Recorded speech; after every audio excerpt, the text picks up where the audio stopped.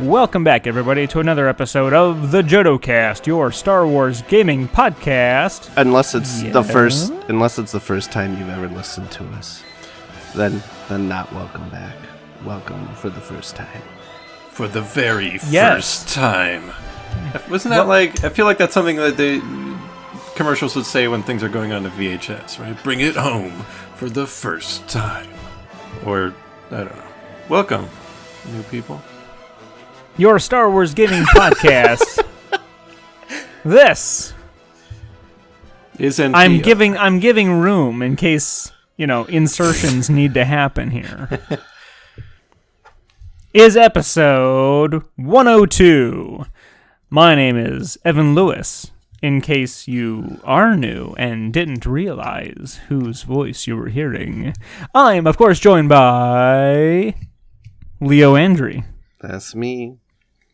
Yes, you've heard his voice by now. And Joe Litovsky. That's... Yeah. Yo. Cracking a Coors Light, probably.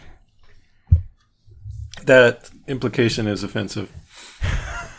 I have to pass the buck. I was once accused of being a Coors drinker as well by someone from this table. Calls you an idiot. You don't go and call the next guy you see an idiot just to pass it on. That's how it works. We have photographic evidence that your favorite beer is Coors Light. Yeah, it's like when you're a senior in high school, like you got treated like crap when you're a freshman. So when you're a senior, you treat the freshmen like crap. That's how this works. I will say that this is a really ugly can. It's a beer called Mr. Pineapple from the Santan Brewing Company. It looks really... The graphic design of this can looks... I don't even know how to describe it. It's not great. Would Leo's wife approve of that graphic design? I don't know. Probably not. I'm not approving it. I'm not skilled in graphic design. That's fair. It's a fair assessment. So, now you've got me wondering how many new people are listening to this episode as their first experience. I'm like, oh dear, what are we starting with this episode? But if this is your first episode, comment down below, #first-timer. Smash that subscribe button. #first-time Jodo. Never forget your first. Yes, first-time Jodo is the hashtag. Don't even... Okay. As much as I wish I could rewind time and go back and start this episode over again, I can't do that. I can't, make the seasons go faster and get us to the Academy sooner. So, instead, we are going to press on and thank all of the awesome patrons who have made the past how many minutes possible, I guess, and the last 100 plus episodes. They've made it such that we can continue to produce quality content such as this. Relative. Quality is a relative term. I mean, in today's media spectrum, I think we do a pretty darn good job. We certainly do produce content, though, that's for sure. Sometimes. I mean, we don't just get on stream and play video games. Sometimes. We do much more than that. I mean, if we could get away with that, I wouldn't say no. But yes, thank you to all of our awesome, amazing patrons. You continue to be the greatest human beings alive in the world today. And if you want to find out how you can also become one of these chosen few, you can choose yourself to go to patreon.com/thejodocast, at which you can see how our lovely patrons help us and how we say thank you to them. You can also get there via jodocast.com, the hub of all things JodoCast. You can find all of our social media there, the link to the Patreon, the link to our awesome Discord full of awesome people with whom we have the pleasure of speaking almost 24/7. That's only slightly of an embellishment. We are on there all the time, and our friends are also with us all the time as well. It was pretty true today, or yesterday and today, since I only got like 2 hours of sleep last night. So I was on the Discord almost 24 hours, 22 hours out of a day. I was on Discord. See, that is the kind of dedication that we have for you, our listeners. Leo got no sleep just so he could interact with all of you. That's what we're talking about here. And while you're visiting jodocast.com, there are 2 more things I want to draw your attention to, one of which is a feedback link at the top. It's a quick little survey. You can tell us what you love, what you hate, what you want to see different, and who you want to see fired. The second thing is we have a homemade Legion builder where you can build out your Legion armies and print them off, save them, whatever it is that you do with those things. It's really nifty, and Leo himself made it. It's up to date. It's so cool. It's up, I mean, relatively speaking, it's up to date. As far as I can tell, it's up to date. So maybe it's not 100% up to date, but it's pretty darn close and pretty darn useful. I use it. And, it's like, there are other builders out there, but I don't have any need to go anywhere else because ours is so dang good. Only because you haven't bought the units I haven't added to it yet. See, that helps. Just be a little behind. It's okay. Yes, ours is the list builder for if you need help controlling your budget. Boom. Another service. There you go. As long as the units aren't in the list builder, you have no need to buy them. There you go. Just sniper all day long. That's all you need. That's what I was told today on the Discord. I'll update it eventually, I promise. I've just been... Normally, honestly, I do all my updating to that app during free time at work, and I've been really busy at work, so... Yeah, I feel that. Well, I think it's enough housekeeping for the time being. That seemed like a lot, but I think we got through it pretty quickly. But again, thank you to all listeners and all visitors. We just appreciate it. We love talking with you. Please let us know your thoughts. Come join us on the Discord. It's great. And with that, let's talk about, really quick, because today's topic is near and dear to my heart, but I still want to hear about what we've been playing. I'll go first because my list is usually shorter. I just got done DMing D&D, so I am really tired. I don't know about you guys, but DMing tires me out way more than just being a player. Depends on the players. Well, I would say, isn't parenting more exhausting than being a child?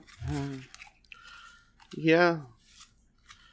But I mean, it's DMing could it varies depending on the player. There's some players that are, they make DMing easier than others do. Oh no, I mean my players are terrific. But just you don't gotta lie. None of them will ever hear this. Tell us the real juicy bits. 1 out of 4 might. It's possible. That one's a patron. Oh well. Well, we already declared that he's one of the greatest human beings on the planet, so that probably means he's a good player too. So he will know that you're obviously not talking about him when you're bad-mouthing your players. Or her. Could be a her. That's true. Girls do play D&D sometimes. Oh, yeah. And I keep nagging all of them that I meet. That's the first thing I see. It's like, hello, my name is Evan. Would you like to play D&D? That's how I meet people now. I thought you said nagging. Wow, that is a really bad warrior class. You could have rolled that character better. Oh, no. It's the best way to get chicks in D&D. Girls here. Oh goodness. So I'm trying to think if I played anything else. I played Delete Battlefront from my Xbox, so that was pretty great. Wait, what? Did you say delete? You deleted Battlefront from your Xbox? Yeah, that's a good game. That's a great game. Yeah. Yeah. Did you win? That was very judgmental. I don't know. Every time I've played Battlefront with you, you were like, you know what, Joe? Thanks for making me play Battlefront. This was a lot of fun. He just said that to make you feel better. Yeah, people say that to me a lot. I say that to him. You're right. I've had to play the uninstall Battlefront game a few times because Joe keeps making me reinstall it. That's a less fun game. Guess I play it enough for the three of us. Oh, well. Well, you play it on 3 different platforms, don't you? I haven't played it on PlayStation in a while. But you I own don't it. Intend to, well, yes. So you literally own it on 3. I didn't buy it. Okay. I bought it on Xbox. My cousin bought it on PlayStation, so I have access to it. And I bought it on PC when it was like $6. Okay. That's fair. I think that's as many versions as there are like versions of Skyrim on platforms. All right. So I think. Oh, I played Legend of the Five Rings the other night too. I DM'd that also, or story told it, or GM'd it, whatever. That game, so much fun. I think I mentioned it before, so I won't go into it again. Such a different experience. Heartily recommend. 10 out of 10. Even if you just get the beginner box, it's terrific. Joe. I've played some Battlefront. I don't think we've recorded since the Droideka stuff came out. That update was pretty fun. And played some more Battlefront campaign. Leo and I continued the commentary series. So there's a new episode of that up on YouTube. Should be another episode up on Wednesday. We're getting close to the end of that. Yay! Who's we? Finally. Leo and I, didn't I say we were doing it together? I don't know if you brought it up this time or not. He said I don't think I heard He said it. Did he? He said it. I don't know about that. I do. I know. Yeah, so we're getting close to the end of that, and once that happens, we'll probably move on to a different video game to do commentary of, because I've been enjoying it. Yeah, we'll be sure to play a good game this time. I do now own Star Wars Kinect, and I do have a 360 with a Kinect. Yeah, but will you also be able to record a video of yourself dancing along to it? I mean, that would be the easy part. If you can't, the hard part would be capturing the game, because I don't have a capture card. If we can't see the game side by side with you actually dancing, then what's the point? I mean, we could just capture Joe dancing and not show the video. Yeah, okay. I'm okay with that. I just want to see Joe do a Han Solo, a Han Solo. That's all I want. Maybe for Christmas. Sweet. I played some Legion. Yay! I got a Rally Point qualifier tournament on Saturday. Gonna get my butt kicked at. And I also played a bunch of Outer Rim. A lot of Outer Rim. That gets fun. And if people are wondering, yes, Joe did do an Outer Rim video. I did, but the summary is, it's very fun. I like it. Spoilers. And is it Leo's turn? Played Legion. Nice. That's what the about end. Okay. That's all I got. I played Legion. You watched me play Battlefront. So that counts. So yeah, I guess I'm starting to get ready for a Rally Point qualifier near me also, but mine's further away, not till the end of August, so I've still got a little bit of time to keep practicing up my list. Without taking up too much more time on this, because I do want to move on to the main topic, what are each of you running just factions? Rebels. Imperial. Aha. Interesting. I'll be very interested to hear what happens with each of those. Because is there a dominant squad right now? I don't know anything about Legion meta. I mean, I think the list I'm bringing is probably pretty meta, like Luke and snipers. Yeah, it's pretty much, snipers and a bunch of core troopers, and then, then you kind of vary things up a little bit with your hero and operative. Currently, Luke is super good. I haven't actually played with Luke since he was like the only hero option. So yeah, Luke will tear shit up. Yeah, that's what I was hearing. I've been rewatching some of the more recent official Legion videos, and I was surprised how much I was hearing. Yeah, Luke. Well, But in any event, that's the same with one of the designers. yes, I will admit that I was slightly confused when they would say that. Yeah, Luke did this. Like, which Luke are we talking about?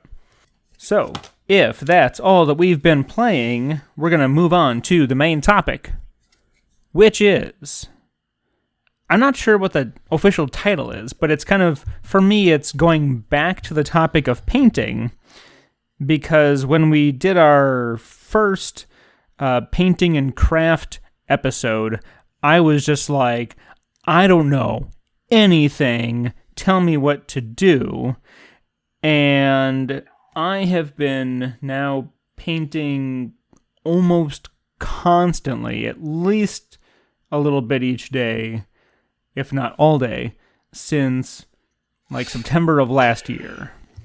So I have certainly formed opinions on the topic. But I will certainly say that the episode that we did, where you both basically gave a primer on just what to think about when you're starting, really guided me in trying to figure out what to do. I literally had your voices going on my phone as I was driving back and forth between game stores, trying to find the right stuff. Wow, let's see what episode that is so we can refer people back. Looks like Jodo Cast, episode 73, Mini Painting and Crafting. Ooh. That was... seems so... I think that's it. That was like a long time ago. 30 episodes. Yeah. That's a lot. Yes, it is. 31 even. But yeah, so I love that one. I listened to that one a lot. I racked up a whole bunch of views. There's in my little search on the website, there's an article by one Evan Lewis titled, "How Can the Star Wars LCG Survive and Thrive?" And what was the date on that? April 2017. Hey, I had a whole nother year before it was killed off, because we did that episode where it was like, so do you think it's dead? A week later, yeah, it's dead. Let's talk about painting. And I do want to gear this towards beginners again, because now I'm looking back at when I started, and the world of painting was so big that I had no idea where to start. Now, I'm much more aware of what's available, and there's new avenues of approach. For me, I wanted to get good at painting for two things.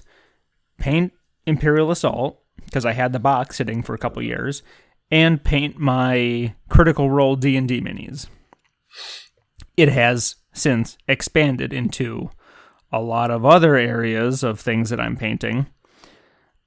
But if people are getting into painting for Star Wars, they will soon have a very easy entry point, presumably from Army Painter in conjunction with Fantasy Flight and Lucasfilm, in Star Wars Legion themed paint kits that we'll talk about more about that in a second. And then also Games Workshop, under their Citadel color label, have released contrast paints, which at first glance seem like they should be beginner friendly, but really aren't, but neither are they a replacement for regular paints. I don't know. I'd say so before we get into both of those topics. Okay. Yes. Oh, yes. Go. If you have thoughts, go. Well, I was just gonna say, I don't know. I think the contrast paints are pretty damn beginner friendly. Okay. I mean, so but then again, I guess I think it's depending on the specific mini. I mean, with the caveats of contrast paints don't mostly don't work super great on things with lots of flat surfaces. So you're not going to slap them on your ATST or your tank or whatever. It's going to look stupid. I mean, you probably could make it work, but it would be almost more work to do it that way than but on, something like a Rebel Trooper, I think anybody could slap some contrast paints on that, and at the end of the day, have a immediately tabletop ready mini. Okay, I'd like to, since we're talking about contrast paints, take a step back, because we said this for beginners. What makes it different than normal paint? Like, why, I'm glad you asked. As a new person, why would I go and buy contrast paint when I could just buy normal paint? So contrast paints are specially formulated paints that are still acrylics, but they simply function differently than your normal everyday paint that you would buy from a craft store or Walmart, or any classic regular miniature paint. They are more like a gel. People have described them as like thick washes, but if you don't know what a wash is at this point, that analogy kind of falls on its head. To say it's a gel is much more accurate. It forms a different kind of layer across the miniature than a regular paint does, but the point is, as advertised by Citadel Color Paints, it's one thick coat, which is not exactly accurate. What it means is that you don't have to apply several thin coats of a base color, a shade, and highlights. You can do one pass, or maybe two passes of just the one color, and theoretically, that's it. When with the idea rather that you're doing a whole bunch, like an army, like a dozen or more miniatures. Yeah, not one specific guy that you want to get perfect. It's like a whole bunch, an army's worth. Or one guy. Yes, again, depending on the miniature, you're absolutely correct. They are a great addition. Some people think they're replacements, and they're not. They're a great addition to your toolkit. Yeah. So I'm glad you asked, Joe, because that was a easy mode. That is certainly a question that comes up amongst a lot of the quote pro painters on YouTube. They are a shortcut for people who, in my opinion, know how long it takes to paint miniatures and all the steps involved. But if they just want to get through their backlog, because apparently there are people who have like boxes and boxes worth of unpainted miniatures, and some people don't like painting. They just want to play the game, whatever game it happens to be. So this makes life easier for them to just get stuff painted, get it done, start playing. Which ironically has been Army Painter's motto, which is the company, The Army Painter, of less time painting, more time gaming. Even though their approach is more of a classic, thin paints, base layer, and then shade, and then highlight. Yeah, but even there, I mean, like, their whole quick shade method, though, is really more just like slap a base coat on, dip it in the quick shade, you're done. Yes. I mean, you're absolutely right. That's kind of their original thing. I mean, because I think because the pots of quick shade are almost more like a they're like it's like a can of oil. Well, yeah, it's like a polyurethane kind of thing, like you would put on floors or whatever. Almost because it's almost like your varnish, sealant, and your wash all in one. So you dip it, you let it dry, and there you go. It's sealed. It's ready to go. Yes, absolutely. That's a whole nother technique that I haven't tried their dip washes yet. I do use Army Painter stuff, And so that's part of my journey into painting was starting with, I had the box of Imperial Assault, so I had a whole bunch of Star Wars guys, and then between birthday money and other like gift cards, I bought into Legion and Rune Wars miniatures and Descent 2nd Edition all at the same time. Got really good deals and had birthday money, so I was like, yep, let's do this. And one of the things that helped me out was with Rune Wars, the Army Painter, again, the company Army Painter, they had kits for each of the 2 factions that came in the core set for Rune Wars, and they had painting guides to download both on thearmypainter.com and Fantasy Flight's Rune Wars page. And this really made it all click for me. It was a little paint by number because it was like, use this color here, use that color there, and then use this shade, and here's how it should turn out.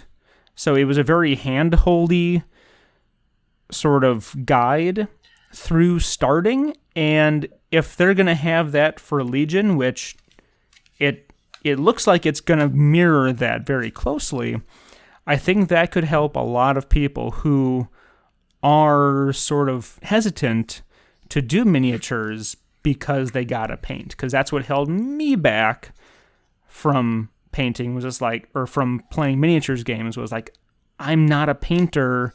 I don't know how to do this. I'm just gonna mess it up. Bob Ross says that anyone can paint. And the man knows what he's talking about. He's right. Bob Ross actually came up in conversation at the GW store the other day. There's no mistakes, just happy accidents. Yeah, in landscape painting, maybe you can definitely have some pretty bad, especially when it comes to painting eyeballs. You can have some really bad mistakes. A lot of stuff around the face are awful. But there's usually nothing that you can't just fix. Yeah, that is the nice thing about painting, is it's like, if you do make a mistake, you fuck something, no matter how bad you fuck something up, you can almost always fix it. You can either just paint back over it, or in worst case scenario, you strip the paint off, so you're back to plastic, and you reprime and start over. Unfortunately, I have not tried to strip anything yet. I haven't had anything be so bad that I've had to undo it. I've never had to strip any paint on anything. If you ever do, I recommend keeping an eye on it. I have a bowl full of melted Space Marines. Oh no! Yeah, this was from a few years ago. Oh, okay. Because so way back when I was in college, this game store in town was closing down, and we went there to see if we could find some deals on stuff.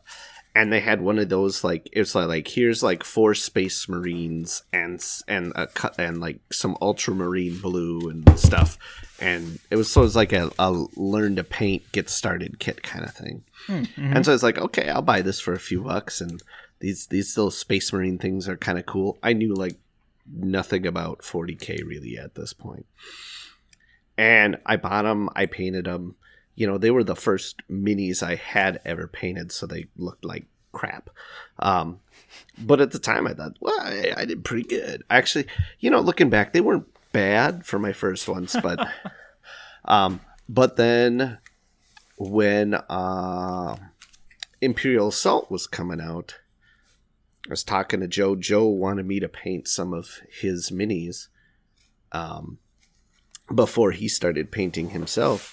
And so I hadn't done any painting in a while, so I wanted to strip the paint off those Marines, and repaint them to practice up again. And of the like 4 Marines, one I stripped fine and I was good. I was like, okay, that worked. So then I dumped the other ones in the paint stripper stuff I had. And then forgot about them, and then just I kind of have vaguely Space Marine shaped lumps of plastic at the bottom of the bowl when I remembered to check on them again. What did you use? Turpentine, acid, and benzene? It was actually I was The dip. Thank you. No, it was basically like the brush cleaner liquid, like the Winsor Newton brush cleaner stuff that you can get. Oh.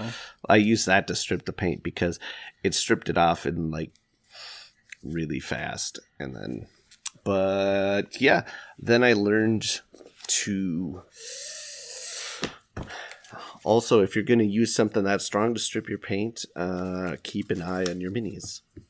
Also, don't use that stuff to strip paint off of X-Wing minis, because no matter how closely you watch them, that stuff will destroy the soft plastic that X-Wing minis are made out of. I haven't done much like super extensive painting with X-Wing, but what I have done, I've just painted over what's there and it's been fine. Yeah, I learned that eventually is like it's not even worth it to bother stripping the paint off X-Wing minis. I've had out of all the ships I own, I have maybe one where it's all like, wow, the paint is like really thick on this one. Most of them, the paint's super thin. You just prime over top of it and go to town. Don't even bother stripping them. I have heard that simple green makes for a very good, gentle stripping agent. It depends. Yeah, like just like your normal like acrylic paints and stuff. Yeah, it will. But like it doesn't work on the paints that they use like on X-Wing minis. Mm-hmm. And I believe that simple green won't, like, if you've already sealed it, like if you've sprayed it with a varnish coat, simple green won't work then either, because I don't believe it can dissolve that. I could be wrong, but I don't think so. Yeah, I think once the varnish is on, you're in pretty rough shape. Well, I mean, you just have to use something stronger to get through that layer, is all. And keep an eye on it. Yeah. Is the moral of the story. Mm-hmm.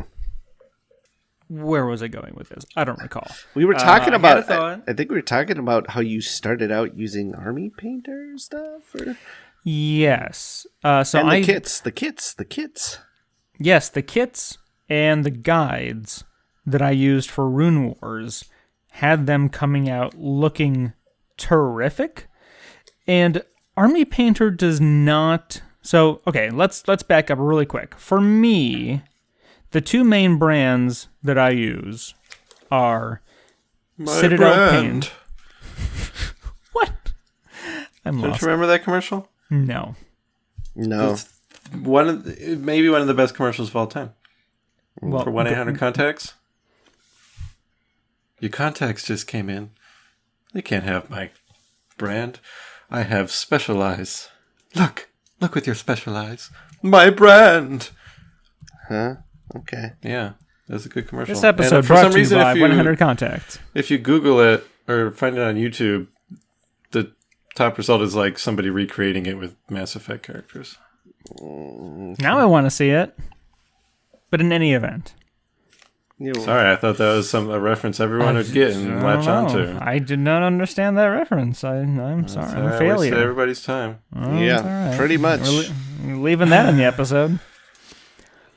So, for me, the two main brands that I use are Citadel paints, which are now rebranded as Citadel Couleur, because it's got the U, it's British, paints. Wait, all Citadel paint is now Citadel Couleur? Yes. It's just that some are Citadel Couleur contrast, and the rest are normals. The normals are still Couleur? Yes. How come my new bottle of Grey Seer, which came out brand new with the contrast stuff, doesn't say Couleur on it? Only because they're lazy. Answer that. Because it's too small. The pots are too small to say Couleur. Okay. All the new tall pots, whether they're contrast or otherwise, say Kalur. But the point is that Citadel paints are put out by Games Workshop. They are the ones that make Warhammer. So they are intertwined. If you just want to learn about paints, you will eventually be inundated with information about Warhammer stuff, which leads to its own set of purchases. The other brand, but Nope. That's fine. I never purchased no Warhammers. Well, you don't need to. I've bought plenty for you to play with when you come visit. And then the other brand, as we've been mentioning, the Army Painter. And those are the two brands that I use. There are others. There is Vallejo. There is P3? Is that what it's called? P3? Something like that. Never heard of it. They are the brand that is put out. There's Reaper. Yes. I'm pretty sure. I have a bunch of Team Yankee paints. Oh, are those from like a craft store, like a hobby store, like a Hobby Lobby, Hobby Town USA? No, they're put out by Team Yankee. I guess I've never seen them at a game store. It's like a tank minis game. Oh. Yeah. So it actually is a game. It's not just like, I like making World War II models. Yeah, no, it's a game, and then they have paint stuff that kind of to match the various different camos and stuff like that.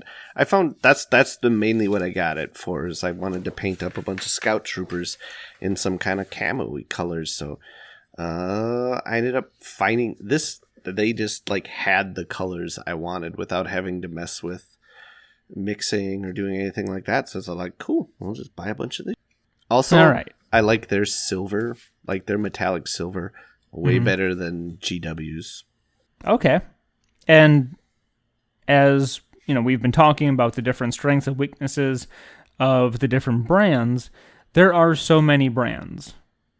And if you go to the store, the game store, the hobby store, and you don't know where to start, the kits are a good place to start, especially if they are themed for the product that you are trying to paint.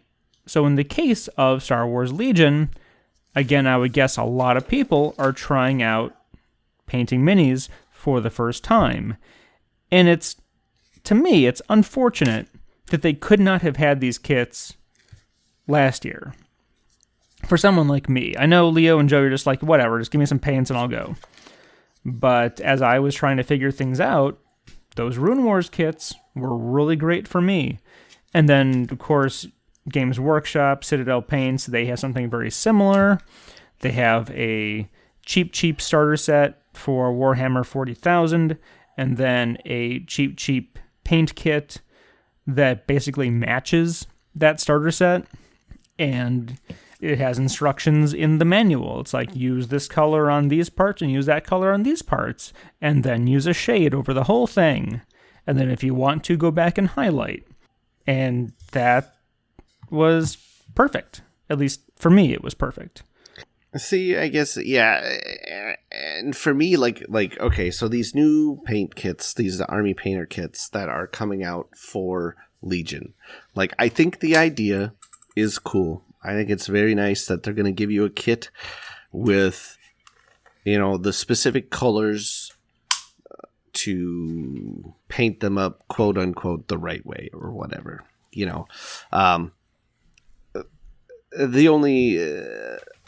there's just a couple problems with it, especially when it comes to like the Rebels. Like, the great thing about the Rebels is there really is no rules when it comes to painting those guys up. I mean, you can paint them up however the you want. These guys, a lot of them technically don't have like real uniforms. They're just kind of wearing whatever they can get, and they're kind of like mix and match, and it's cool. And I think that's fun to paint. You can do a lot of variety with them. So, I mean, if there's a lot of players buying the like the paint kit that says, okay, here is the colors you should paint your rebels. You're gonna have a lot of armies looking the same, which is I guess that's fine. But I think a lot of the fun of getting into the painting side of the hobby is letting your creativity flow and just sort of doing what you want. And I guess that's why, like when I was beginning, I took a very different approach to painting. Like, I looked up basic methods. That was just like, this is how you do a layer, this is a wash, and then this is a highlight. And it's like, okay, great. Then it was just, and maybe it's because I had a little bit more experience going into it, being the fact that I was an art student. So I was gonna say, so I was more familiar with, like, painting and stuff like that, just not on a miniature. I was normally painting on big old canvases and stuff. Where was I going with this? So anyway, so you're better than everybody else. Yeah, it's true. It's true. But yeah, so it was more like, I was just like, I would go and say, okay, this is the colors I want, this is how I want to do it, and yeah, I just sort of went in with the knowledge, or of going and finding the basic techniques, versus even like paint by number. Yeah, I not really paint by number, but you know what I'm saying. Mm-hmm. Like when Legion came out, I had a certain color scheme. I was like, I want to try this out on my rebels, and so that's what I did. I wasn't basing it off like, okay, here's a specific look they have in the movies or in a game or something like that. I just went my own way. Yeah, same. And I certainly can't argue that there is a lot to be gained by doing what you feel like. That is certainly one of the best parts about it. Joe has lots of pictures of things of like Imperial Assault miniatures that he has made look very unique, very non-canonical. But as far as learning, there's definitely, for people who aren't art majors, there is the first step of learn those basics, and then you can get creative. Because if you don't have a good foundation with the basics, and then you just try to be creative out of the gate, that's when it don't look so good. See, and I think that is where the contrast paints can be a big boon to somebody new. Is you can paint with those, and you can get a really nice looking mini without really learning any of those basics. I mean, at that point, it literally is paint by number. You look at the mini, and you're like, okay, this section is green, this section is brown, this section is blue. You slap those contrast paints in those spots, let it dry, and you're done. Yes. But would you, I don't mean the amorphous you, I mean you, Leo, and you, Joe, would you recommend that to a beginner, or would you say, start with the basics, learn it, okay, now, if you've got a stack of, if you've got like 3 starter sets of Legion that need to get painted, but you don't want to, spend too much time, use those contrast. I would say, for me, I think that's it's almost too broad of a question. I mean, I feel like, because I would, it depends on the person, I think, and what your goals are. If you are the sort of person who, maybe you care more about just the game than the painting and you want to get it done and out of the way, contrast paint's the way to go. If you're the sort of person who maybe wants painted minis, but you're too scared to ever dive into it, I would say contrast paints. Again, if any, that's, I think, somebody who maybe wants good looking minis, wants to have them painted, but won't for whatever reason, and hates their gray army, do the contrast paints. It's a great way to dip your toe in, I think. After you've done it a while, maybe that'll give a person the courage to be like, okay, now I'm going to go buy some base colors, and some shades, and try doing it the quote unquote real way or whatever. Of course, people would tell you the real way would be not even using washes and stuff. But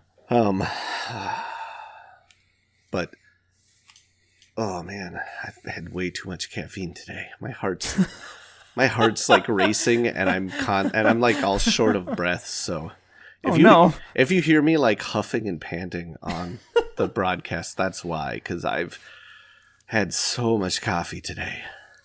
Well, if you have a heart attack, we'll call Mandy. Okay, good, thank you. Where was I? Oh yeah. But like, I think at the end of the day, if you're the person who wants a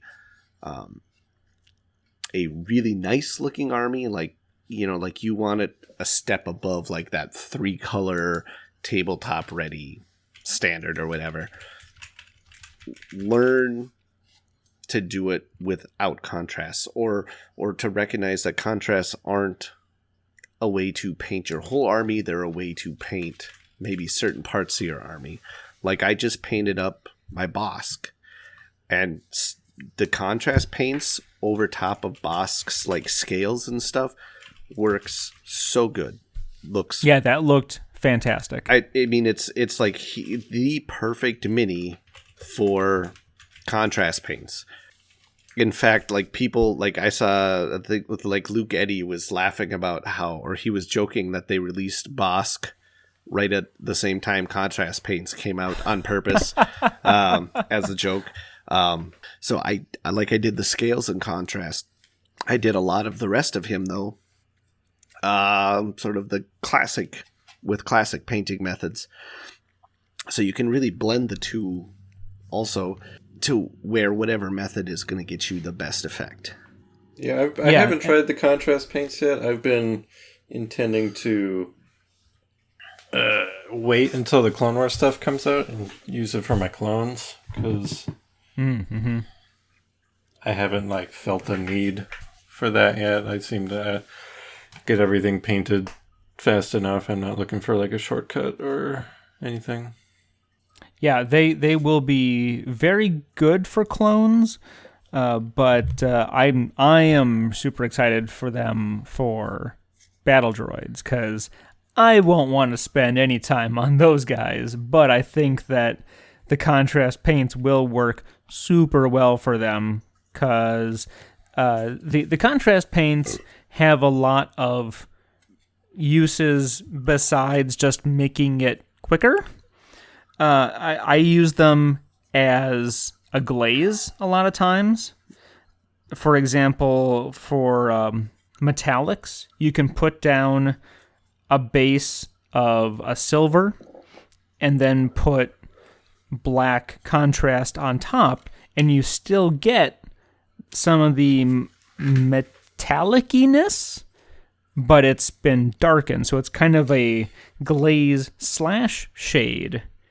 And it's really, really good. I've done that with almost every weapon. Yeah, like lately. I think contrast is going to be really good for the droidicas. Like I'm thinking I might basically paint the whole mini silver, and then the brown parts just do a brown contrast over top of the silvery bit, so it'll be brown, but you'll still have that metallic shining through. I mean, I just painted my moisture evaporator as a metallic brown, and I just mixed some metallic gray in with some brown, and it had the effect I wanted. And there certainly are a lot of methods to reach that end point. I mean, you can watch different artists online on YouTube, and for new people, YouTube is just flooded with great instructors. One of the ones that we talk about a lot and sort of push people towards following is Sarastro, because he's done all like the Imperial Assault series and a Legion series. But there's plenty of others too, and there are multiple ways to get that result. Whatever that result is, you're not confined to one right way, like Leo was saying. The right way is the way that works best for you, and honestly, the best way to find out what that way is to start with whatever minis interest you, whatever interests you the most is where you want to start. And for me, I started with some cheap D&D minis from the game store. Before I even touched Imperial Assault, I was practicing on cheap D&D miniatures. I started on Imperial Assault minis that came in the little blister packs, so if I really hated how they turned out, it wouldn't be expensive to try again. Whereas if I goofed up on the ones in the core box, then I'd have to go, buy a new core box for $100. And that was exactly one of the things that, kept me from just opening up my Imperial Assault box and saying, let's go, was, what if I mess these guys up? And you two had to tell me over and over again, like, if you mess up, it's fine. You either strip it or you paint over it. Or, like you just said, Joe, start with the blister pack ones. Like back then it was Han and Chewie, or Rebel Troopers, whatever, instead of the guys from the core box. So there are cheap ways to start. In other words, there are cheap models that you can practice on. Oh yeah, and is it Reaper Bones? Most game stores just I've seen a lot that have like this shelf of these. I think it's Reaper or something. Yes. They're just little white minis, yeah. And they're like 2 cents each, and they're just every little practically thing. And that strikes me as a good way to like get practice, and if you're trying to start. Yeah, or sometimes I've seen people who they get their start, even just buying like plastic dinosaurs, like or like army men, like you get 1,000 of them for 10 cents at the dollar store or whatever, and people that is true. People paint those up for practice or whatever. I think I would probably want to start with. I wouldn't use like your expensive like Citadel paints to paint up some dollar store army men though. No, I'm saying I think just personally, I feel like it might be more fun to just get your feet wet with models that you're actually interested in. Like if you want, get a pack of Legion Rebel Troopers and just go for it. Because in the end, if you like how they turn out, you'll be able to use them forever. If you paint some little army men, you like how they turn out, they're just going to sit there. And if you don't like how your Legion guys turn out, paint them again. Mm-hmm. I feel like we've talked about contrast paints a lot, but I have 2 questions about it. What? As someone who hasn't used them. Okay. 1, how long does it take for it to dry compared to other stuff? Like 10, 15 minutes. Like about the same as when you put a wash on a mini. Yeah, I think the general rule of thumb is 30 minutes, but I would lean towards what you just said, which was as long as a wash usually takes for you. Second question is it weird to paint on top of dried contrast paint? No. Contrast paints dry extremely smooth, so they are almost like another level of prime. Yeah, the one thing I will say is once the contrast paint is down, you kind of need to be careful about handling your mini because they do seem to rub off a little bit easier than, say, like just a standard like base paint layer would or whatever. Especially if you're dry brushing on top of contrast, make sure it's dry. Oh, yeah. Maybe I can be tempted to try it out with the Tauntauns. You think that would be a good use for it? You know what? Actually, that... So the two things I'll say to that question, and then Leo, you can feel free to answer. Tauntauns and other things with fur. I mean, I know you know this, Joe, but other listeners might not. Things with fur are great for dry brushing. Mm-hmm. And I don't think contrast plays as well with dry brushing. But on something that's not furry, and I've done dry brushing on contrast, and I thought it was fine, I guess. So, I don't know. Okay. Well, I mean, that's perfectly legitimate. But on organic things, which, yes, Tauntauns are organic, things like, I don't know, I'm just going to pull something out. Depends on if you raise them with hormones or not. That's true. It's a good point. But like if you were doing the Rancor from Imperial Assault, that's a lot. It's a big area to cover, but that type of texture would be perfect for contrast. So organics are better than metallic. And also there are no metallic paints. There's no like silver paint, gold paint, copper paint. Nothing like that is in the contrast range. So when I say metallic in this case, I mean like an ATSD, like Leo mentioned earlier. Contrast is not as good on flat surfaces. So even a Space Marine, which is one of the primary examples that GW uses, is not a great example because it's a whole bunch of flat surfaces. So, but clone troopers and stormtroopers are a lot of flat surfaces. They have more texture than a Space Marine. Okay. And their flat surfaces are smaller surface area. So you don't see the kind of color, not degradation, any sort of, there's going to be less splotchiness because their surface area is smaller. They have more crevices because contrast loves crevices.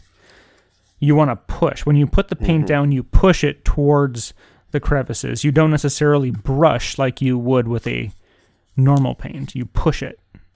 Well, so you keep it moving. You keep it moving the same way as shade. Yeah, I mean it's if you put a wash on, it's you are basically doing the same thing. Like, you put it Pretty down, much. you make sure it's not pooling up where it shouldn't be, and then you're good to go. Like personally, I think it will work pretty good on, like you were saying, the Tauntauns. Like I'm thinking you do like one of the gray shades on the Tauntaun, and then you just dry brush a little bit of like probably not like a pure white because Tauntauns are more like grayer, but you and then you just dry brush like a really light gray over top of that. Boom, you're done.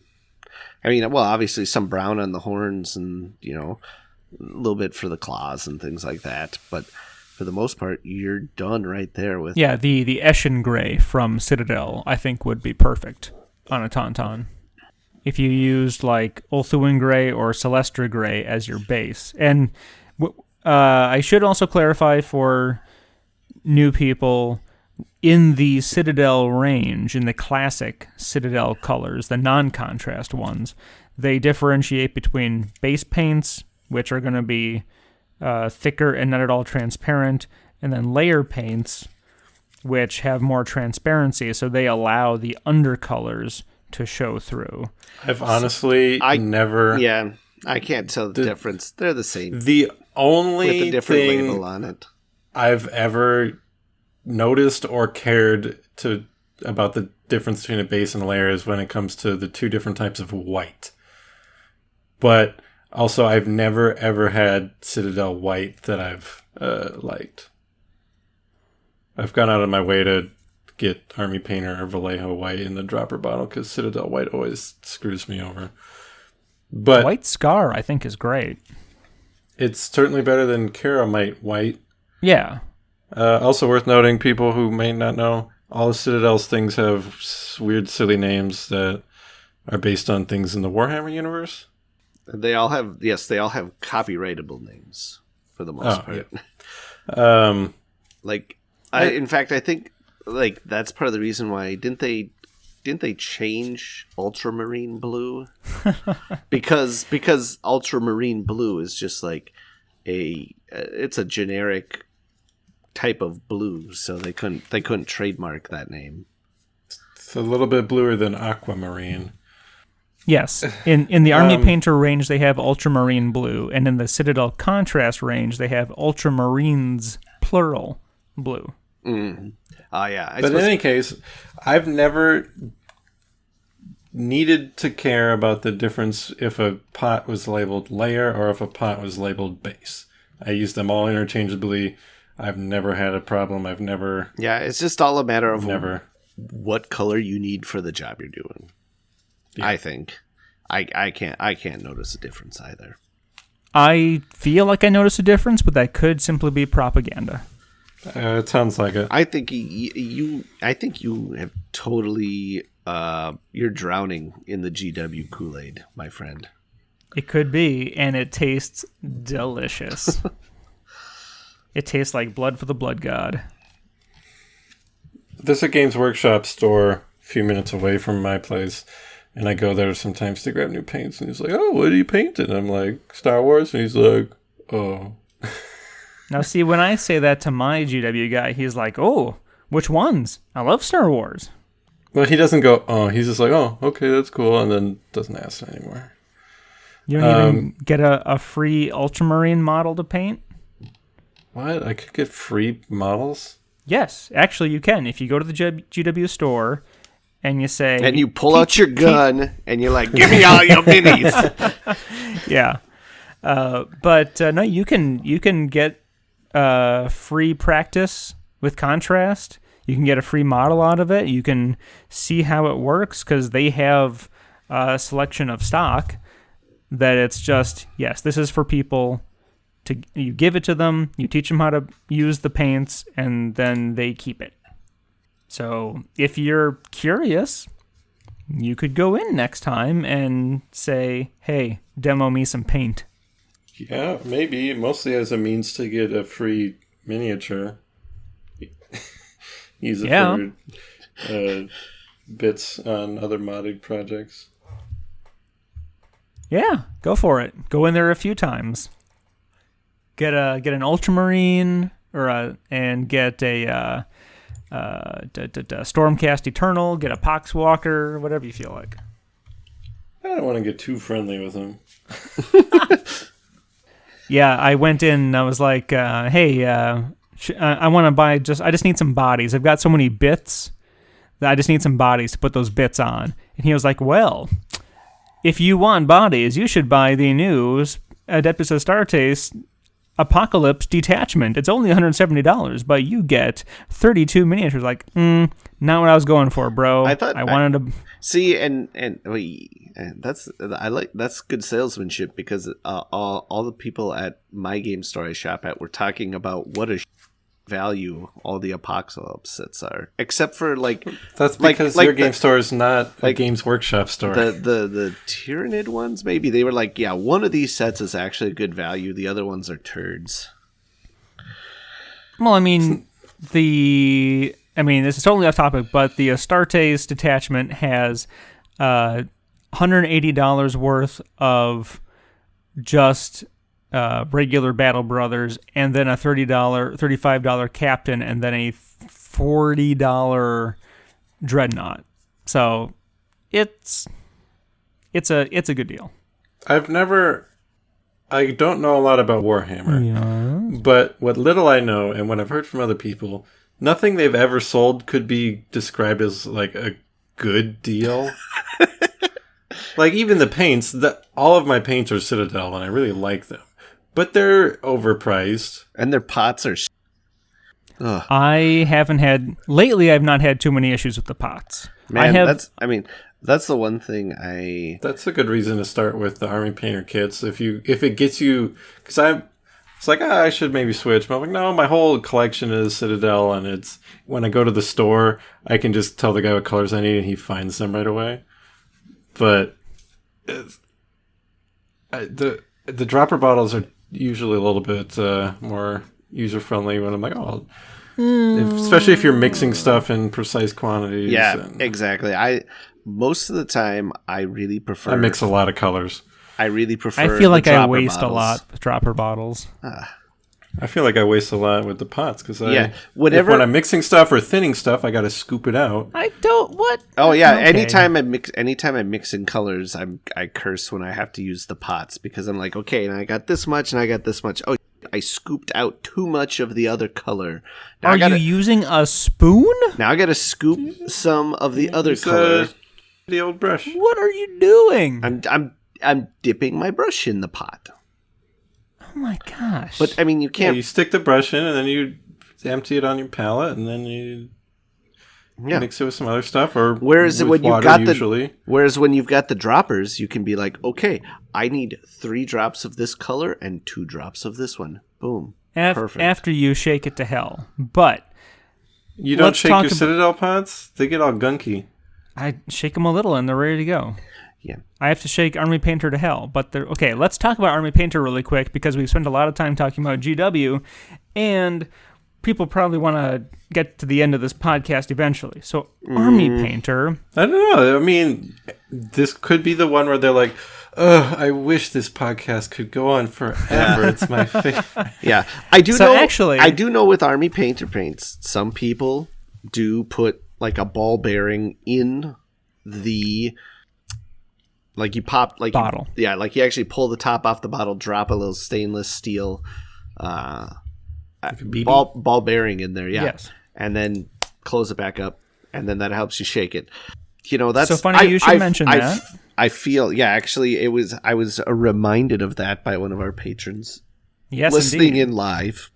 But so I do feel that is a failing of Army Painter that people feel they need to do that. I mean, even like there's a guy who shops at my local store who's a former Army Painter employee, and like he talks about, he's like, yeah, every time I use one of my bottles, I squirt a bunch of shit out just to make room for shaking it up, and So I do want to, like I said, take a minute because we've talked a lot about Citadel paints. Army Painter, my other brand, aside from the kits, which I think are terrific, those paints, like Joe was saying, they don't really differentiate between like a base or a layer. It's just, this is a red. Here's another slightly different red and another red. That's because, like I said, because it's the same. Doesn't matter. It's the same. They are formulated differently. Yeah, it's the same.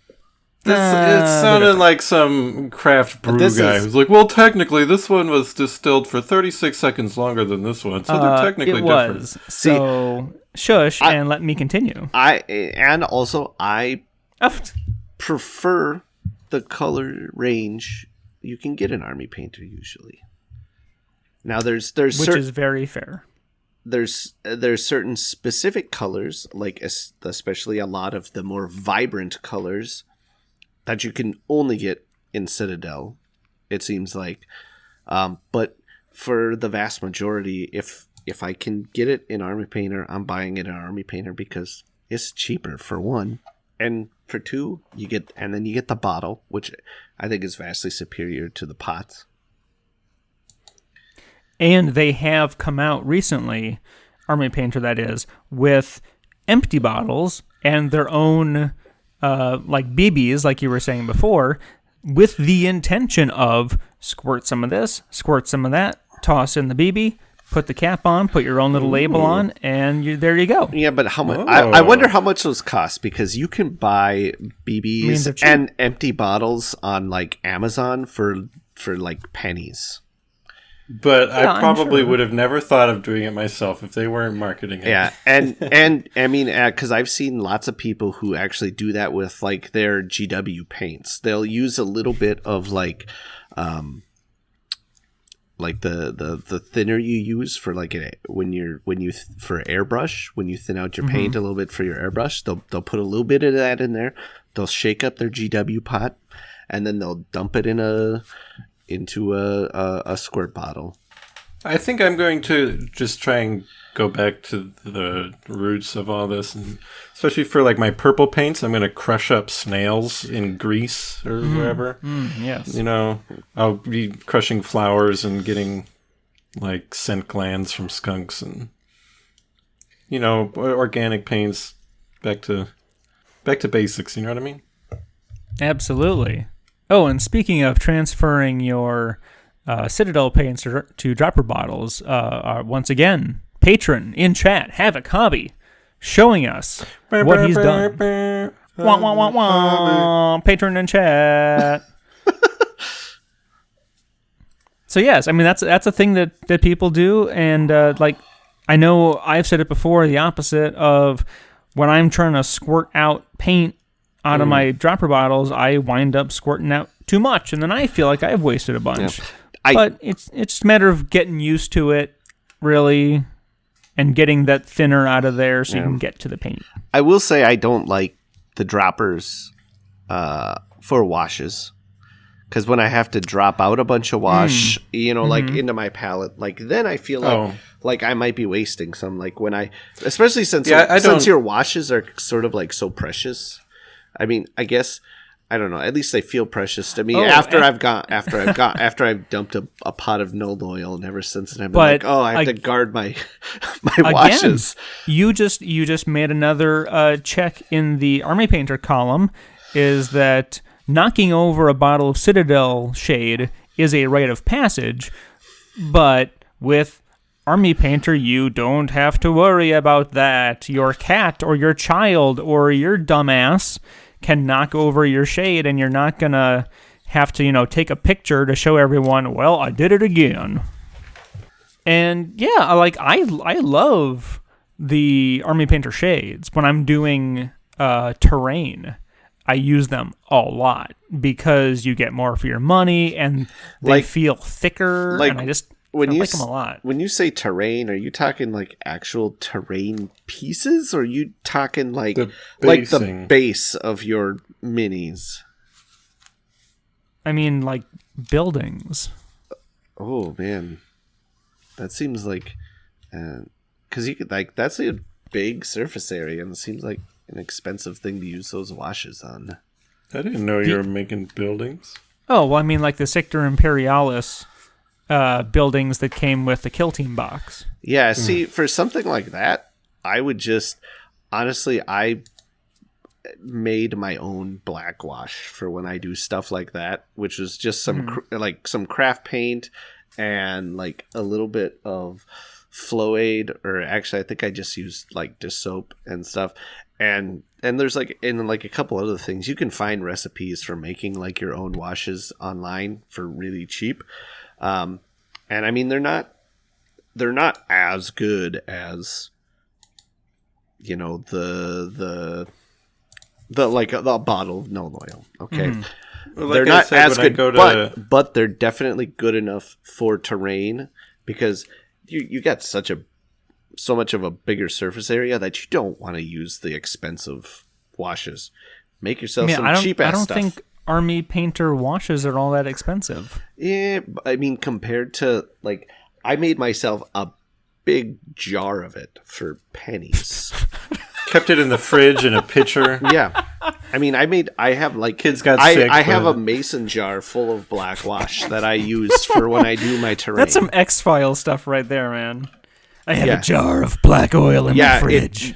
Well, see, when I go and collect my purple pigment from the sea snails, I'll be grabbing some squids and squeezing them.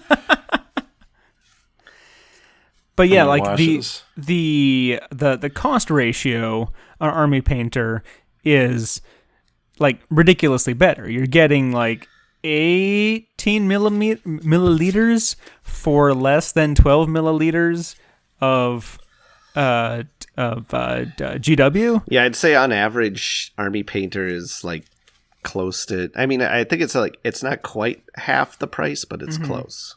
It's pretty close, and I don't know.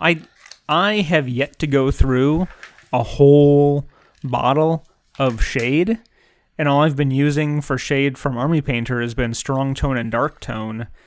And I bought more, but I didn't need it. I thought I was going to, and those things are like endless. They're like bottomless shade bottles, and I've had them for over a year, and I use them for my entire Rune Wars box and Imperial Assault, and I'm trying to use them on Legion because, I don't know, I have a weird thing about FFG minis with Army Painter paints. I think they work really well. Maybe it's the type of plastic. I'm not sure. Propaganda. But the point is, I like Army Painter shades a lot. I think they're every bit as good in a very different way because they do seem to have different consistency compared to GW shades. Different colors you can get.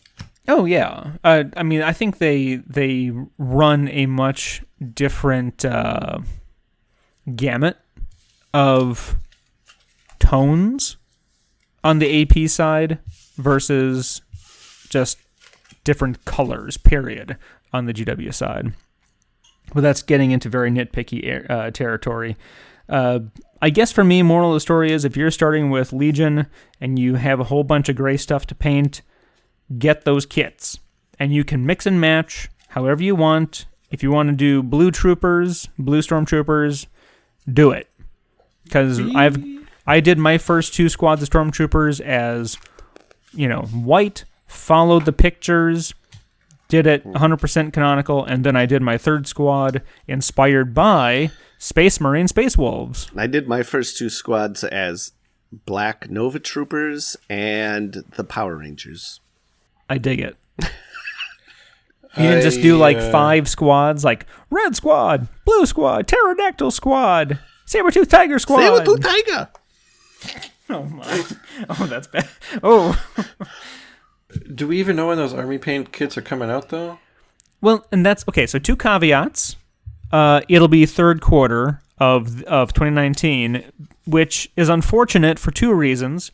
1, I wish we'd had them last year. 2, they are meant to go with the first wave models, not the Clone Wars wave models. And it's also weird because they are very clearly Army Painter paints, but there is no mention or logo for Army Painter anywhere on them currently, which is probably some weird licensing stuff with Lucasfilm licensing because they are weird. Well, they do have cutesy little Star Wars names for all the colors, too. Oh, yeah. Yes. Yeah. They follow the same convention that they did for the D&D paints. I wouldn't be surprised. Yes, I wouldn't be surprised though if they announce Clone Wars kits at the in-flight Gen Con? report here for Gen Okay, Con. prediction. We have a prediction. Prediction. We're going to save that. That's a bumper.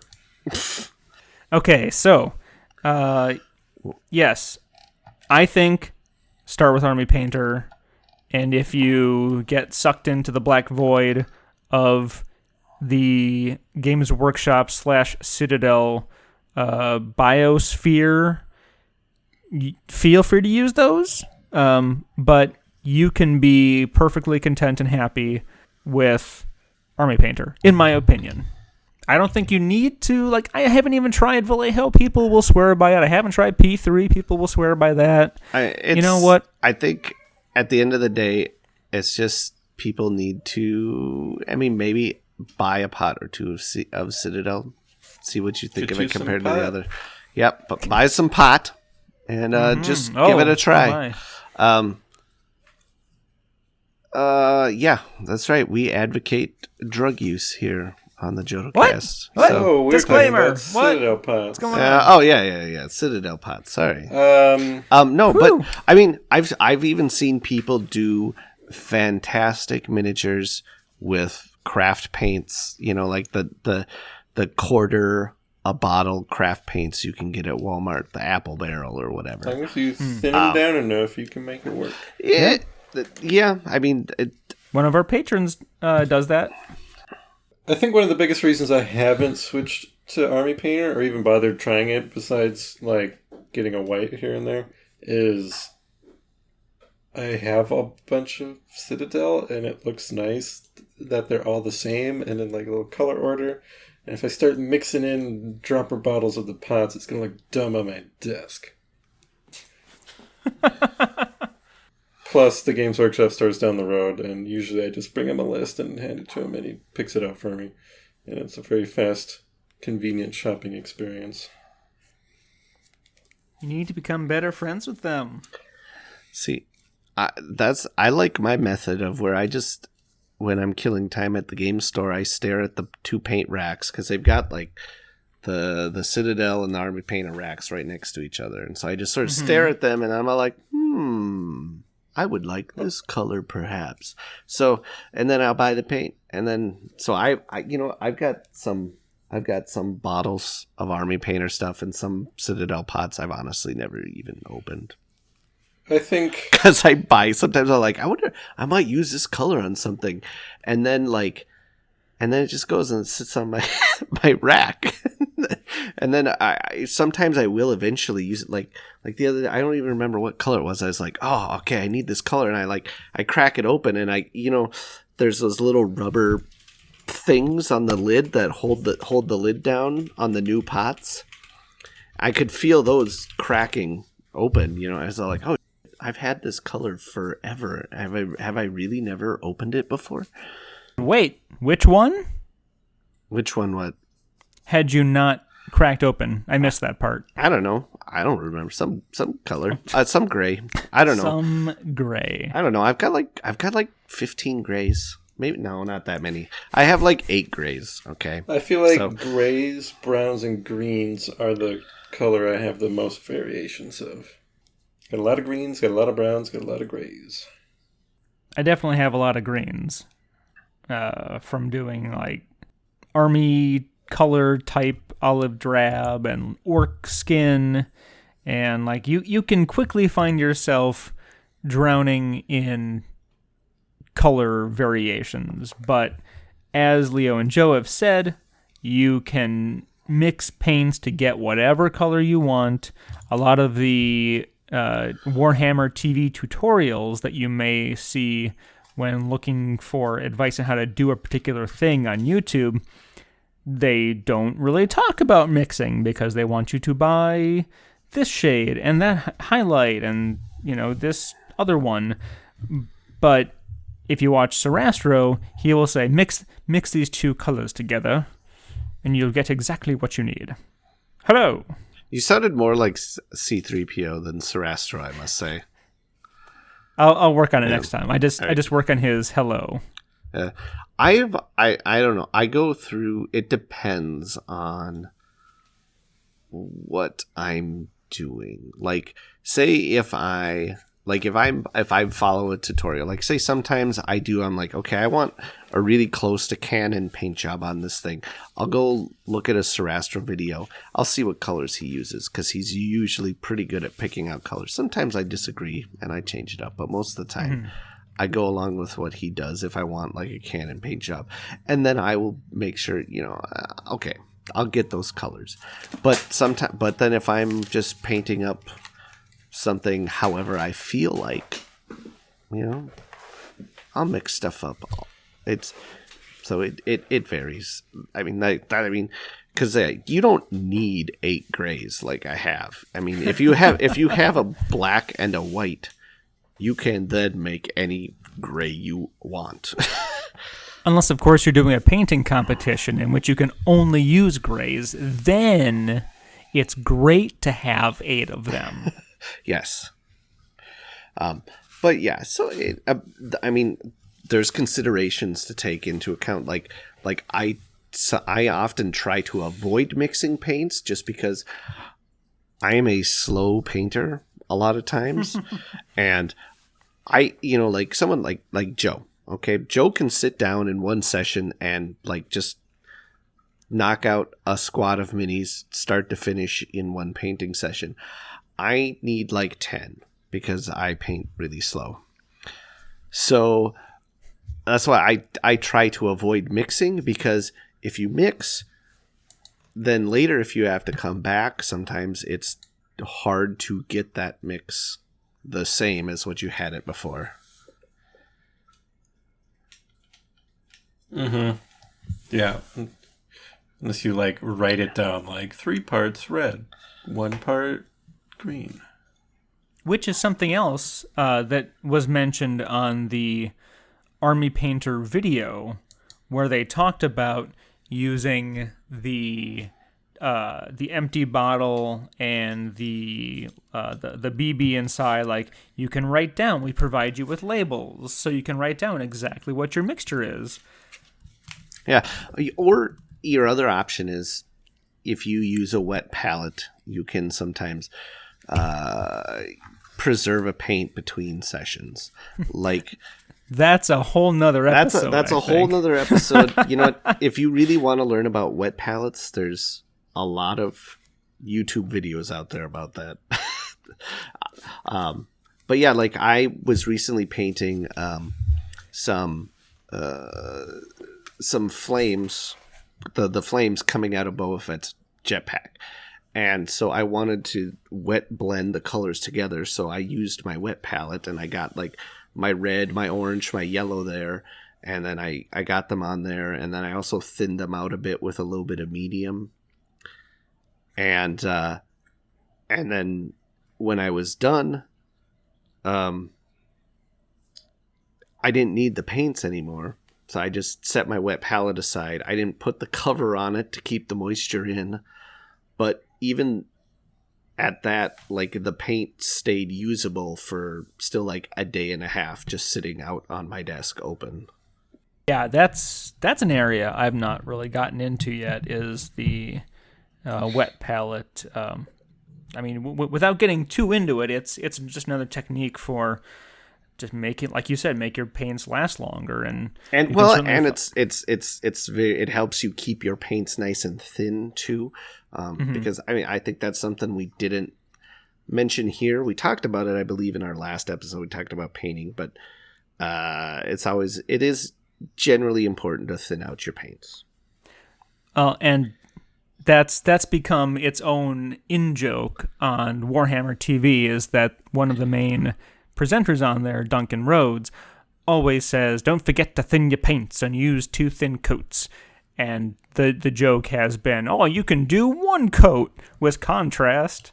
He was like, oh, bollocks. So yes, if you're going to use, regardless of what brand you're using, if you're using regular old normal acrylic paints, 2 thin coats. I think we can all agree on that, yes? Don't, jeez. Oh, such depends on how thin your enthusiasm. paint is. Yeah. Yes, you can. You know what? If you want to just slap her on, do it, and then it's on your head. I feel like when I watch like videos of people painting, they thin their paints way more than I ever do. I mean, I do thin them out some, but when I make my paints as thin as I see people on like YouTube or whatever doing, I can't handle how the paint goes on and gets applied. Like I hate it. It doesn't work for me. So I generally do not paint or thin my paints nearly as much. In fact, like Army Painter, I feel like is often almost the right consistency right out of the bottle. Citadel, I usually do thin down with a little bit of water, but not much. Well, and again, it's a different type of consistency. The Army Painters have a discernibly higher content of, not medium, help me out, just thinner? Yeah. Maybe medium? Medium. They even recommend, like, after you've shaken it a bunch, give it a good shake, you squirt a little bit out because it's going to be that thinner. So if you just squirt it straight out and it's all thin, it's like when you're squirting the watery crap out of your ketchup bottle. It's like that. So squirt the clear crap out of there first and then get to the paint. That's the first time I've ever heard anyone describe it or compare it to the in your ketchup bottle. Am I wrong? No, sure. It's so okay. we've gone quiet, so I can't tell if Joe is just sick of this and he's flipping his table and he's gonna run. Oh boy, now we've got the classic Space Marine way too much damn paint going on in patron chat. Oh, what a horrific little Space Marine that guy is. So, I guess I don't know. I'm still gonna say, if you're getting into this for Legion, check out the kits when they're available. I am almost tempted to put together articles about it so that, we can continue this conversation in a format that is more searchable instead of 2 hours of us yelling at each other back and forth about use this technique, use that technique. That sounds like a good thing to do. I would, besides getting to the end of this podcast, people interested in getting started, I would recommend come to Discord, because we have a painting channel that we talk about paint, and everyone's very happy when people are like, I'm new, and we're like, yay. And if you play these games at your local game store and see people who have their stuff painted, talk to them, because people who go to board game stores love to talk, and people who paint like to talk about the things they painted and how they did it. So people will talk to you if you go and ask them about it. Since starting painting, I'm on a first name basis with the people at my main store. Like, the manager of my store now has my cell number, and he texted me the other day like, I need a partner for Two-Headed Giant. I'm like, okay, I'll do it. So you will make new friends when you start talking with people about your paints. Well, you didn't text him and let him know that that's like the second worst Magic format ever? No, we went 3-0, and okay. I got twice as many packs as I paid for. It was sealed. Yeah, because that's what I would have said. I said I would have been like, piss off, Two-Headed Giant sucks. Nah, man, we smoked them. I mean, yeah, you won. That's great. It doesn't make the format any good, though. Sorry. Sorry, bro. Whatever. How many different games have we talked about now? It doesn't matter. I don't know. End of the story. Moral of the story is start painting. That's it. Just start painting. If you have questions, like Joe said, come to Discord. We'll tell you what to do. Yeah. Whew, okay, now I need to go plan out some articles now that I've just mentioned that. So, anything else before we wrap up? Narp. Okie doke. Joe, how about you? Nope. Got nothing. Everybody have a happy holidays. What? Holidays are... There's... No... There could be anything. I don't know. That's for when they're listening to us around Halloween and Thanksgiving and Christmas. I mean, Labor Day is coming up before all of those. And my birthday. And your birthday. Gen Con. Gen Con's a holiday. It is kind of a gamer holiday. I think it's the most wonderful time of the year. All right. Okay. Oh, you promise. know what? I'll plug my new Twitter account that people seem to like. At We Rate Droids on Twitter. Done. Plugged. Yeah.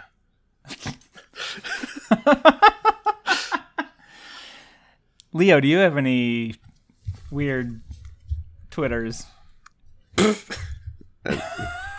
I've just got my regular Twitter. You can that you don't even use. You can follow me there if you want to never see any tweets, because I don't tweet. Perfect. So with that, Have a good night. Thanks to all the patrons who let us talk for an hour and 45 minutes. All about paint. I am obviously passionate, as are my compatriots. It is so much fun. I think it's the most fun part of this hobby. I just want to do it all the time now. So.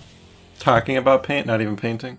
I'm that, yes. Just, talk about it. It's like people used to complain about Chevy and Ford, or Nintendo and Sega, or Packers and Vikings. So it's like, no, GW or Army Painter. It's so great. I love it. I'm hyped. Friends don't let friends use Army Painter. I'm going to get a little sticker of Calvin peeing on Army Painter to put on the back of my Prius. Oh, that's wonderful. Oh my gosh. That's so great. We should make those stickers. No. No, we won't. I don't. First of all, beyond taste-wise, it's disrespectful to Bill Watterson. It is. I hate that.